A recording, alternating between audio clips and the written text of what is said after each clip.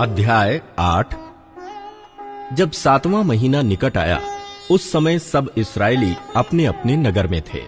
तब उन सब लोगों ने एक मन होकर जल फाटक के सामने के चौक में इकट्ठे होकर एज्रा शास्त्री से कहा कि मूसा की जो व्यवस्था यहोवा ने इस्राएल को दी थी, उसकी पुस्तक ले आ। तब एज्रा याजक 7वें महीने के पहले दिन को क्या स्त्री क्या पुरुष जितने सुनकर समझ सकते थे, उन सबों के सामने व्यवस्था को ले आया।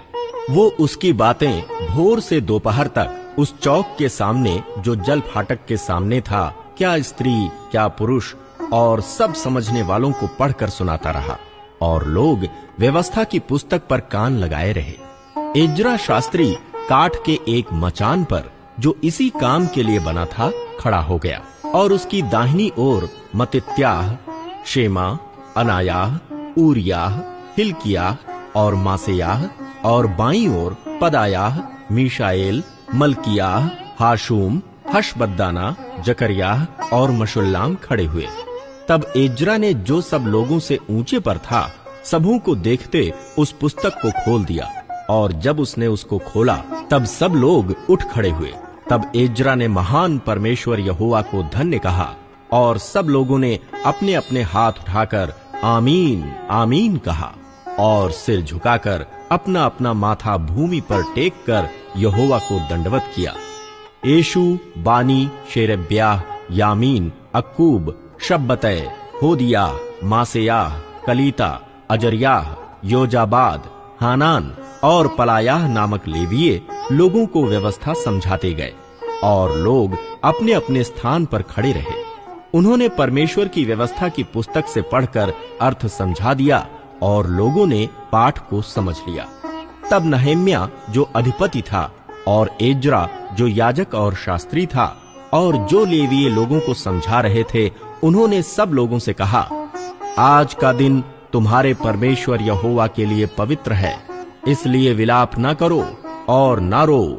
क्योंकि सब लोग व्यवस्था के वचन सुनकर रोते रहे। फिर उसने उनसे कहा, जाकर चिकना चिकना भोजन करो और मीठा मीठा रस पियो, और जिनके लिए कुछ तैयार नहीं हुआ, उनके पास भोजन सामग्री भेजो, क्योंकि आज का दिन हमारे प्रभु के लिए पवित्र है। और उदास मत रहो, क्योंकि यहोवा का आनंद तुम्हारा दृढ़ गढ़ है। यों लेवियों ने सब लोगों को ये कहकर चुप करा दिया, चुप रहो, क्योंकि आज का दिन पवित्र है, और उदास मत रहो। तब सब लोग खाने पीने, भोजन सामग्री भेजने और बड़ा आनंद मनाने को चले गए, क्योंकि जो वचन उनको समझाए गए थे, उन्हें वे समझ गए थे। झोपड़ियों का पर्व। दूसरे दिन भी समस्त प्रजा के पितरों के घराने के मुख्य मुख्य पुरुष और याजक और लेवीय लोग एज्रा शास्त्री के पास व्यवस्था के वचन ध्यान से सुनने के लिए इकट्ठे हुए। उन्हें व्यवस्था में ये लिखा हुआ मिला कि यहोवा ने मूसा के द्वारा ये आज्ञा दी थी कि इस्राएली 7वें महीने के पर्व के समय झोपड़ियों में रहा करें, और अपने सब नगरों और यरूशलेम में ये सुनाया और प्रचार किया, पहाड़ पर जाकर जैतून, तैल वृक्ष, मेहंदी, खजूर और घने घने वृक्षों की डालियां ले आकर झोपड़ियां बनाओ, जैसे कि लिखा है।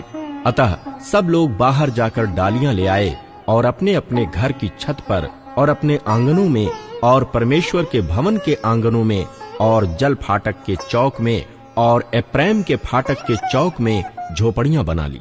वरन सब मंडली के लोग जितने बंधुआई से छूट कर लौट आए थे, झोपड़ियां बनाकर उनमें रहे। नून के पुत्र यहोशू के दिनों से लेकर उस दिन तक इस्राएलियों ने ऐसा नहीं किया था। उस समय बहुत बड़ा आनंद हुआ।